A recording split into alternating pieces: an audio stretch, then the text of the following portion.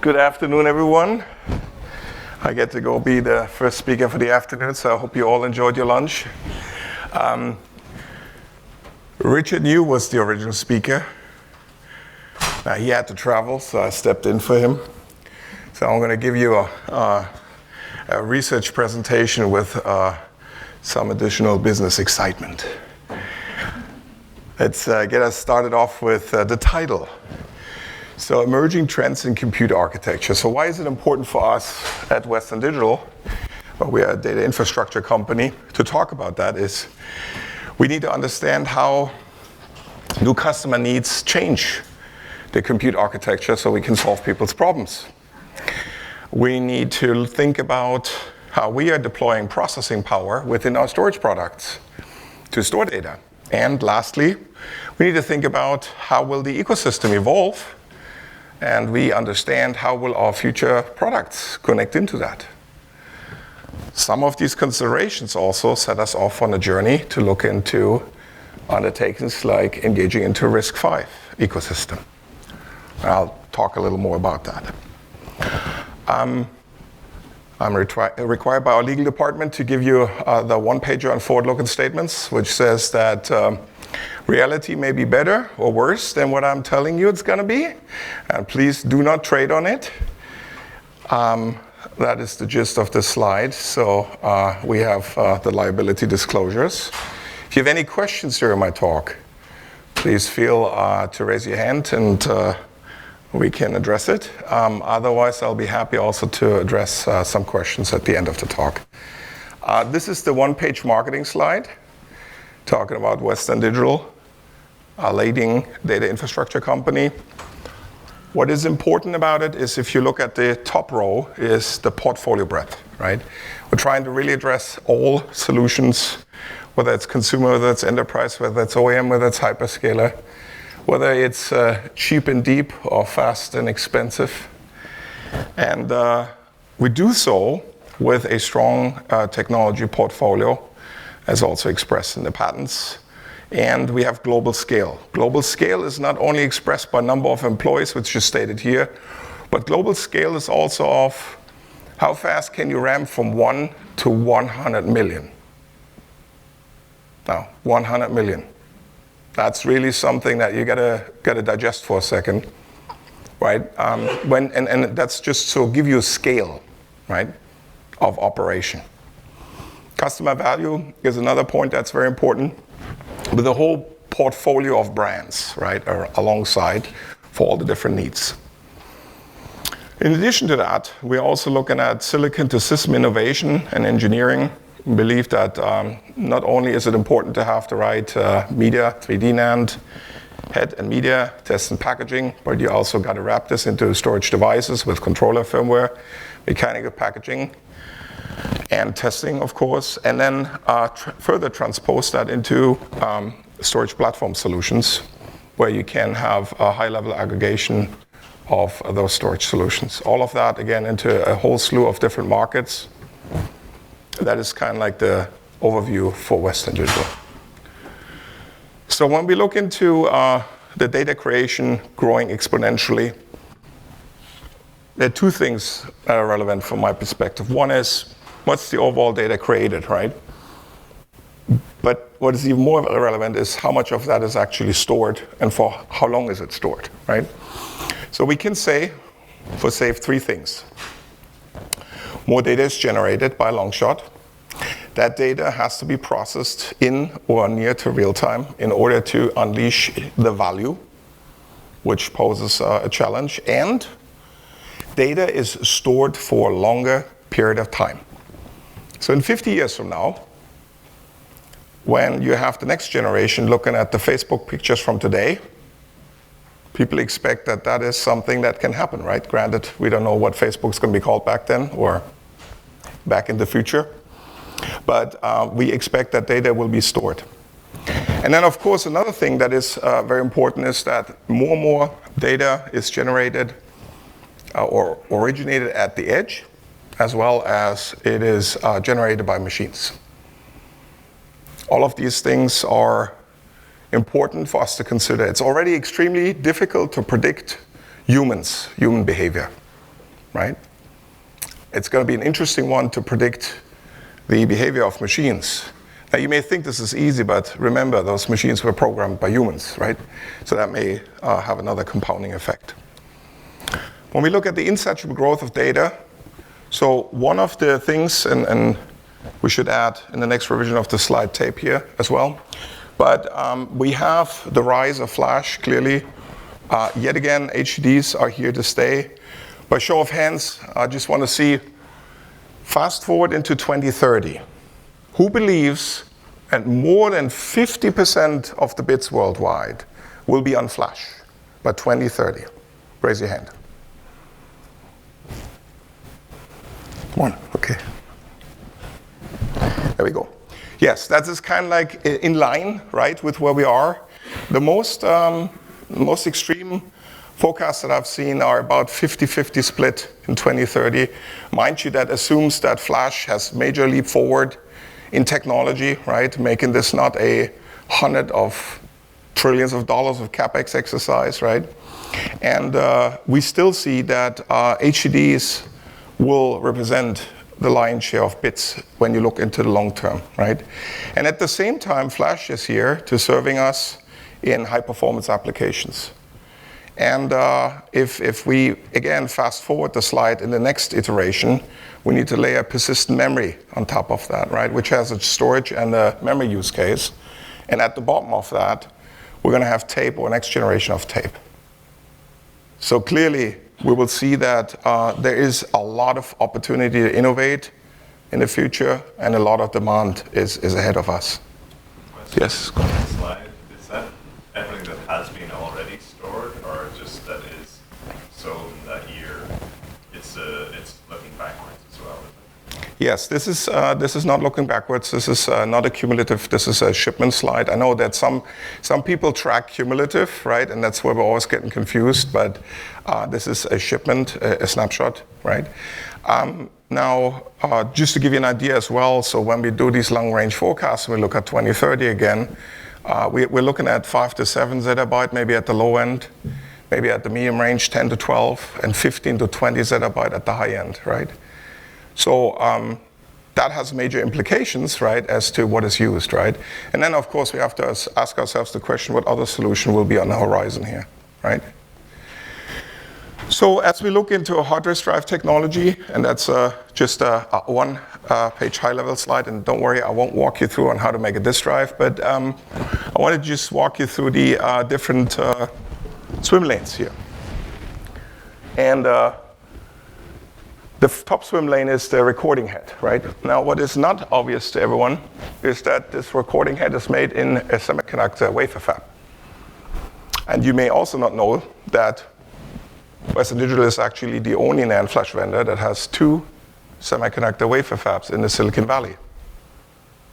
Granted, they don't make NAND Flash, but they make disk drive heads. What you can also make in these fabs is heads for tape drives. You could even make magnetic RAM in these fabs. You can make magnetic sensors.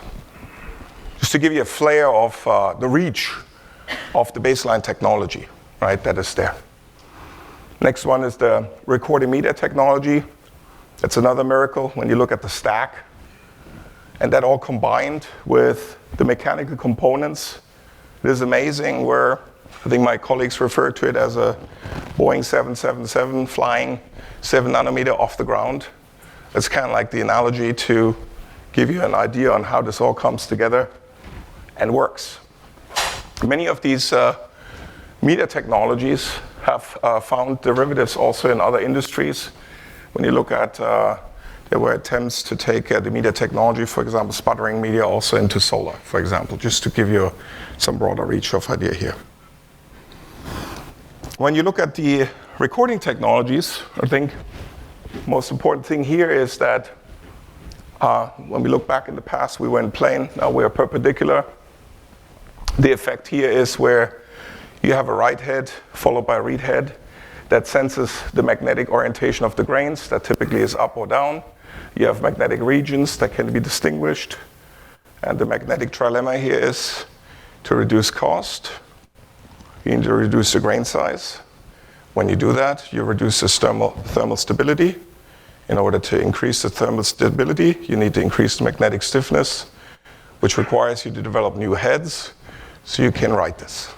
So it's a cycle that you have to go through to optimize for every next media generation. As we're looking into the future of disk drives, we are looking at energy-assisted magnetic recording. You can do that with, again, this is my grossly simplified version of it, by introducing energy through a laser, or you can introduce energy through a spin-torque oscillator as a field. Both are intended to help switch the bit. Without the energy, you couldn't switch the bit. So that's the trick. You have to make it stiff enough so it's stable, but then that stiffness requires you to introduce more energy into the system in order to write the bit. That's all the magic to it. It's just making it work is what takes a lot of engineering brains. The interesting part that we have observed in our business is that as we are pushing the envelope on cost scaling, for flash and for disk, those media look actually more and more like a sequential media. And then we have discovered that actually we can make a headache become an advantage. And I'll walk you through how this happened. So as we're looking into scaling disk drives further, we had to come to the point where we had to actually overlap the tracks, like shingles on a roof, to cramp more into it, right? That then required that you always had to write sequentially in the zones, right? Initially, this sounded great, right? And customers said, no problem, we can use that. And then we found out, well, it's not that simple, and we had to do some major help on the Linux kernel side to go and enable SMR drives so that we now can use those with, again, a zoned architecture. So that's kind of like, when you want to park that for a second, that's the view on a disk drive. Now we switch this over to 3D NAND Flash. As you recall, we scaled in the world of planar NAND. Once that reached its limits, we took that planar cell and made it vertical, right? Made it in a tube shape. Problem with that is that while it has given us further cost scaling, it also gives us the next level of layer scaling, and it allowed us to go to QLC NAND Flash. The issue that we're experiencing with that is that in order to fully take advantage of that and make it work in as broad of a range of applications as you can, you actually ideally want to write to that QLC NAND Flash on an erase block level the similar way like you would do on an SMR disk drive, in zones. So that was what ultimately brought us to the discovery that we had to solve this problem for disk drives, right? For SMR HDDs, where you have zones with a number of tracks that you write sequentially. And you actually do the same thing within NAND. Because the moment you write random, then you have the indirection tables, you have the overhead, you got to keep track of where everything is. Is the data valid? Is the data not valid? You got to run garbage collection. And there are performance considerations, there are resource considerations like the necessity for more DRAM, right, that you will have to deploy if you don't go and write it in a more sequential form. Now, the interesting part is when you now take one further step and you look at tape, you'll actually see that there are more similarities than you may have initially anticipated. So in all these media, you can basically think of this as you have a zone. In that zone, you write sequential. You have write pointers, where you basically stop with a write. You can then resume the write. If you need to retire one of those zones, you erase the whole thing, and then you go through the same process again of sequentially writing it, filling it up. In the world of SMR HDDs. This is with zone block commands through the SAS interface and the zoned ATA commands. In the world of SSD, we are in the NVMe workgroup. Proposal is to be finalized on ZNS storage soon, so that you can use this all across the board. What is exemplified here is the transition from a legacy system where you have a regular file system. You need to have a shim layer where you basically introduce a logical block device to a file system that has SMR support to an application space that is aware that there is an underlying SMR or ZNS storage. Again, the appeal of that is that it will be possible to have one layer, one basic control layer, spanning over tape, disk, and flash, which reduces the overhead and complexity of the media management. And now it's just a question of what access latency, right, and what cost, and what characteristics would you like to use for particular data, and where do you place that data? It gives you the full freedom to choose what is best in the overall layout. Now, switching from storage to the world of persistent memory or emerging memory. Persistent memory can be used either as storage or can be used as memory. What we have here in just the one-page overview is the whole variety of choices. Clear distinction from flash memory, which is a 3-terminal device, and DRAM, at least today, a capacitor-based device. You have all the emerging memories are 2-terminal variable resistors. So sometimes people get confused when all of these are referred to as variable resistors or resistor technologies. Now, some of these are more in their characteristics towards DRAM or RAM. Some of them are more towards NAND. So again, there is a whole spectrum of choices with different characteristics. Depending on what your needs are, you would pursue different avenues. Now, the first thing that the industry had to solve was how am I going to go interface with that? And SNIA has done a great job basically standardizing that in the programming model. You have now access, whether it's on the block storage, file storage, whether it's through the PM-aware file system or direct memory access. So you have the whole slew of access opportunities. That all is based still on emulating the legacy system. I want to take you a little further into what we could do in the future to further evolve that. Crosspoint Memory is an architecture that is deployed for a number of these persistent memories.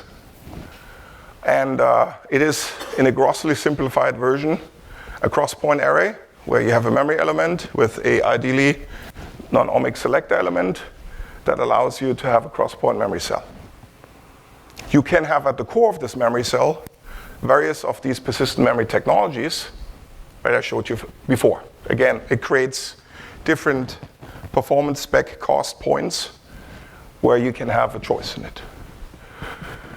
So the challenge with that is that today, all persistent memories we have, unless we're connecting through storage, then we can emulate something. If we want to connect it as memory, because the memory bus today, at least not the open standards implemented today, are not aware of persistent memory or the non-volatility. So we have to emulate something like a non-volatile DRAM. Now that works for Gen 1, and that's what you do, right? Gen 1 is always of plug it into the existing ecosystem, make it work. Step 2 is make it work better. So in DRAM, you typically have an access pattern. That is, you activate a whole row, you pull that into your row buffer, you read-write, and then you pre-charge it, put it back, right? So that's the access typically in a DRAM array. In a crosspoint memory, it's generally, you have one bit that's read or written at a time on each tile. All the tiles together create that data word. So you have also the need for non-deterministic timing, In several cases of technology choices, you don't necessarily have a predictable turnaround time unless you want to make that time way long, and then performance suffers. And the other problem is you need to also think about out-of-order response due to ECC, wear leveling, as just to mention a few. So one of the things that this comparison begs the question is, how can we have a next generation persistent memory standard from a physical interface and from an architecture that would boast itself of accommodating this entire new universe of choices, right? There are many different technologies, different vendors, different architectures, and we need to bring this all together in order to make it deployable at scale. That's really the purpose. So one of our next steps after we're looking into the memory interface, which again, ideally should be an open industry standard. The next question is, especially in larger deployments, can we have an open interface for memory coherency? We have the memory of several processors tied together into one big memory space with processors intertwined in it, and have the ability to share the memory for different types of compute engines within the same system. In order for you to do that, you would have to have a processor interface or partner that is able to deliver that solution. The next thing is that in addition to storage fabrics, which we see more and more deployed around NVMe over Fabric, we also need to look into memory fabrics. Gen Z is one example here referenced. There are other possibilities, go forward, and I will walk you through those. So again, this is the one pager on RISC-V. The journey for us for RISC-V started with wanting to have the ability to innovate beyond the bounds of the existing instruction set architectures. Well, that was one. Two, we wanted to have the ability to control our destiny as to how do our future products connect into the ecosystem. In the old world, looking back, you would have to rely on a standard compute interface, right, to connect to that. If that doesn't exist, or it's not available to you, then you have to think about plan B. And then, of course, the other thing which is amazing that RISC-V offered us is this notion of purpose-built. Because we have a lot of functions, especially also within storage products, that can be addressed with a lower or a reduced set of instruction sets. You can actually build processors, if you control the ISA, that are more efficient, right? That provide a better power efficiency, provide a smaller die size, lower cost. These are all factors that play into that. Now we have, of course, and this is, I'm just walking you through the summarized RISC-V benefits, right? You have it's an open architecture with regards to the ISA, right? It's free, quote unquote, as you can develop independent IP, right? It's safe to the extent that there are no known hardware level security flaws. You have also a regulation here that puts this on a worldwide single standard. That is, I think, also an important notion. You have extensibility and specialization. I think this is, again, one of the really the key things that makes RISC-V so attractive is that it's in your hands how you want to innovate and how you want to extend it, right? And then, of course, the initial starting point for RISC-V was important that it is stable. The basis, the foundation is stable, so you can basically scale from there.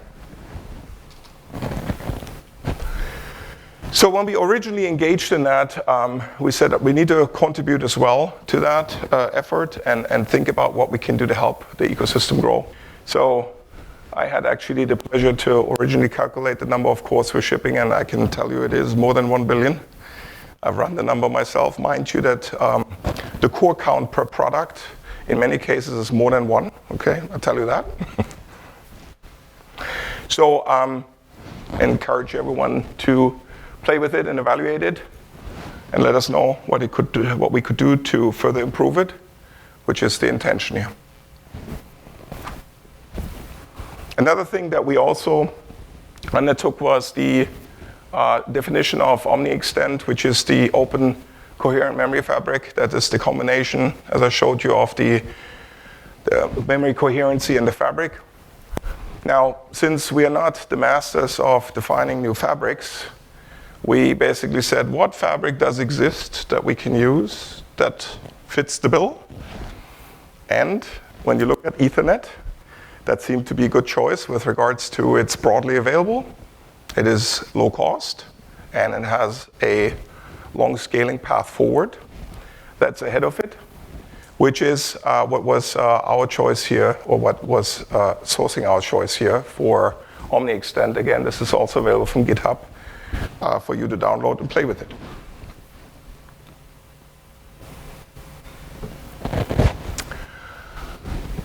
As we come to the end, you can see that there's a massive proliferation of data driven by new applications and by new methods for extracting value from that data. The storage technology continues to evolve for both HDD and NAND Flash. I would even dare to say that in addition, we will see new storage products, right? Whether they're persistent memory or whether they're in the area of tape and or cold and or millennium scale storage, right? Remember, if we want to retain data for next generations, we need to think even beyond, call it a 10-year horizon, right? We need to think beyond decades. We have fundamental changes. Some people describe them as seismic changes to storage and memory technologies, as well as the necessity for new open interface standards that will drive changes in the software stack and enable new applications. I think that's one thing that we've learned. It's actually relatively easy to introduce new hardware. Making it work with the software, is something that puts the overall work to test. And again, RISC-V is an open platform for innovation in memory and storage and compute architecture, and would encourage you to join the effort. With that, I'd like to open for questions.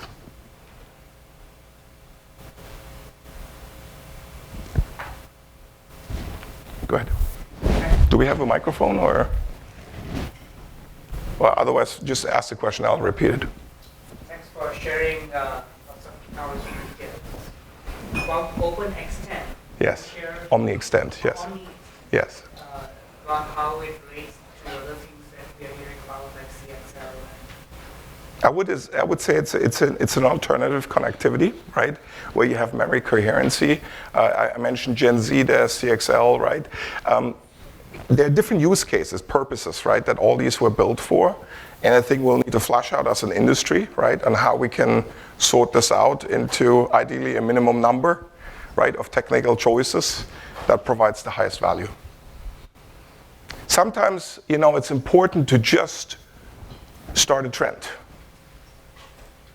where the only thing that you have as a purpose is to create a good solution at the end with the willingness to give up what you proposed at the beginning. Right? That is really, when you think about it, that's why I was saying that when you look into when we started OmniExtend, right, we chose Ethernet because that was the best choice, right? There are drawbacks to choosing Ethernet, right? And you see other standards, right, choosing different paths, right? But as an industry, when we come together, right, especially in the open standards bodies, and we find the right path that gets us to the best solution to solve people's problems, that is what we hope the outcome to be. Again, we are undertaking a lot of these efforts to help support our core business. It is something that we need to do, right, in order to enable ourselves to have the right products in the future and have them connect ideally into the ecosystem, right? That's really the key point. It's not the old world where you can rely that there's an open industry standard available to you that will meet all of your needs, and you just need to connect to it, right? You need to be willing to get active into shaping this work to assure that there are open industry standards. Yes? Would you comment on IBM's strategy of embedding a powerful controller on each drive and then segregating the functionality from the active-active controllers down and taking the functionality that's drive-specific and moving it down to each piece of media? What do you think of that? I know. I will be happy to offer you my personal perspective on that. I'm always need to make that distinction because I don't have prepared remarks for that. I'm personally very excited about computational storage and processing in memory, right? As a general theme, because I believe that there are tasks that are best performed close to storage, the most efficient. The problem with that is to determine what are these tasks. Can you deploy them at scale cost efficiently, right? And again, here you have the problem is the programming model, right? That's why we're also part of the SNEAR efforts, right, around computational storage, right, to pave that way for it, right? But you will see this notion of big data and light compute, which is, speaking to that, where you have some local assist for certain tasks like search, right, pattern match, that will provide you with value in an overall context, right? It is definitely to be expected that you will have a distributed system. So think of it the same like when you have a future world, or if you have an endpoint, you have the edge and the core. There's a little bit of compute, right, happening at every step to the degree that it makes sense, right, included with storage, right? But the overall solution will still be one that has notions of purpose-built and general purpose to create the overall best value. Hope that helps. It's working very well, by the way, in the field. Yeah. Because of the two-tier controller architecture, the software driving it, that IBM have released with it, the store-wise code, does a pretty good job of segregating the functionality into the code that runs more efficiently at the media level and the code that runs at the global level, such as access control and GUI and whatnot, host integration, et cetera, up at the active controller level. And it seems to be their direction, and since they use a high percentage of the media in their storage product lines, I'm just wondering if Western Digital, I know you can't speak to that maybe, but do you see that in your future anywhere? Again, given that it has a sufficient scale appeal, right? I definitely can see that in the future. But I also believe that we cannot do that through proprietary solutions. If you want an at scale, at industry scale solution, right? You have to think about open industry standards. Again, that's why we're engaged, with SNEAR, right, in this work. Because we believe that if you solve this on a proprietary level, it's just a lot of work, right? And you need to find large enough niches that you can pay for that. And even then the question is, isn't there a way to aggregate this all and create one general solution, right? That's really what there is, right? Computational storage has been around for decades. It's nothing new, right? It's just a question of finding the right use case, right? And scaling it to a big enough opportunity. You're welcome. Yes? About the overall effectiveness of moving to a custom core, enabling your own ISA, versus using an off-the-shelf implementation that might be more optimized, just maybe some more designs. Can you share how much more effective you think your design was in terms of implementation cost or time to market? Yeah, this is the custom core. I mean, we run already processors, right? Today, we are kind of like every of our storage products is kind of, when you think about a disk drive, it's an embedded system, right? So it's just a question of, can I optimize that further, right? I've seen numbers in improvement and cost, efficiency, and other factors in the 30 to 40% range. So it is meaningful, right? How much it is depends on how much did you have before in a general purpose environment vis-a-vis now you have purpose built, right? How much overhead could you eliminate, right? That will determine what is your effective cost savings, right? What is the power efficiency, right? Getting more done, right, with less energy. That's another major consideration as well, in addition to cost. Okay, so do you actively remove logic from the open source design as well as adding to it to achieve that 30%? The numbers that I quoted for you were on the Swift core. That core is not integrated today in a product, so these were just basically numbers derived on that Swift core as a benchmark. And there's some, I think we have even, published some data on that. So I'm just giving you rough ranges, right? There's some more precise data sets that you can get. Other questions? Yes. Could you repeat what your best guess is for in 2030 writes shipped on hard disks versus flash drives? I said something earlier. I said before that it was in the most severe penetration of flash modeling I've seen up to 50%. That is assuming that the overall storage is in the range of 5 to 7 zettabytes. That would assume that data is growing at less than 20% per year, the demand for more storage, which by at least historic measure would be way low, right? We have been coasting at a 35% per year clip, looking back. So that's what I was saying. The problem that you run into, right, is not only a cost problem, right? It's also a scaling problem, right?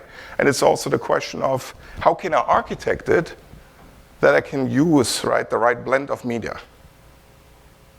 It's just, we ran all scenarios into, since we sell disk and NAND, right? We said, hey, either way is fine, right? The only thing that we need to do is just adjust, our production accordingly, right? Do you expect hard disk to remain 10x cheaper per gigabyte or terabyte? That's another excellent question. Yeah. So we have been working on this modeling with external analysts, and if you assume the current statements of scaling, right, from the NAND industry and from the disk industry, then yes. The question is, did anyone oversell, right? Or did anyone undersell? So it's a question, and we've built models where you can say, what is your annual demand growth? You can just plug in a number, whatever it is, right? So we model it from like 20% to 40%. Then you can model what's my cost advancement, right? For NAND, what's my cost advancement for disk, right? And you can build this all out. And then what is very important, which I always tell people, you need to introduce a sanity check loop. So think about it. Will the industry invest the capex for disk and for flash necessary to hit the output that you say will ship, right? And at a given profitability. So for example, right, the industry will not invest hundreds of billions of dollars if for the next 10 years the industry is forecasted to have no profits, right? I can assure you that will not happen. So you need to have these feedback loops built in so you can test your model. Because it's always easy to say, yeah, sure, straight line down to $1 terabyte, we're done, right? But it's not that easy, right? That's what you see also when you look at most recent developments, right? And people then try to extrapolate that. I would always encourage you, don't look at just HDD and flash at single point in time, because you may have a distortion, right? You may be in an up cycle or a down cycle for NAND, and it may mislead you, because prices may be artificially high or low in that point in time, right?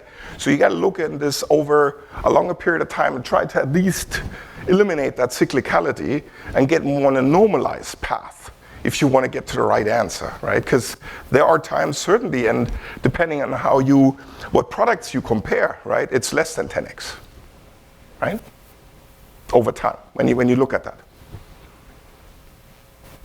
So, and then the other thing, what I always tell people as well is when I'm told, scaling will stop. Well, my personal experience is in marketplaces where it's a $50 or $100 billion market, the people running this market, they're not just going home and saying, all right, we tried, it's just not working anymore, and we just all got to find new jobs, right? It's not going to happen. Everyone will say, let me think about how I can squeeze some more out of it, and then we'll find out what we all have to throw overboard to get there, and then we got to go work out, how we're going to make this all work, right? That's typically how it works, right? And so that's what we have to just think through, and this is where we kind of like, for us, zone name storage was kind of like making lemonade with the lemons we were given, right? We have these limitations that in order to scale cost, we need to have a more sequential access, right? that's forced upon us to deliver the cost scaling. And that's not unique just to us. It's the industry, right? Has to do that, right? QLC NAND Flash is a necessary cost stepping stone. So to say like, oh, I just can't make this work, well, when the day comes when 80% of bits are QLC NAND, what are you going to do? Pay the premium for being in a niche? That's going to be a tough discussion, right? You're going to have management push you and say, can't we find a way to make that work? Right? And so these are always the considerations to look into, right? And I know I'm the eternal optimist in this, but I'm always thinking that, we need to continue to push ourselves. You've seen even 5 bits per cell announcement, right? And I'm here to tell you that, personally, I would predict it will not stop there. Didn't we shoot the chance, though? Yeah, I know. That's what they said when we went from MLC to TLC. Yes, the SW. Could you elaborate a little bit more on RISC-V? Where do you see that going over the next 5 years, 10 years? What are the barriers? What do you need to do for more education? Yeah, I think it's scaling up the ecosystem further, right? Making it easy to use it, broadly deployed, right? And having showcase examples as the prior question, right? Of what is the value you deliver when you build something with a RISC-V core, right? So you need to have specific use cases where you can say, I build it this way and I build it that way, and here are the benefits, cost, power, right, and other factors. That's really where a lot of work needs to happen, and optimizations for particular use cases. So an area where RISC-V could find very interesting deployment is new workloads at the edge, AI, machine learning, right? These are, again, where you have specialized problems, where purpose-built compute is something that allows you to specially tailor that. All right, we have time for one last question. And you're welcome to challenge me.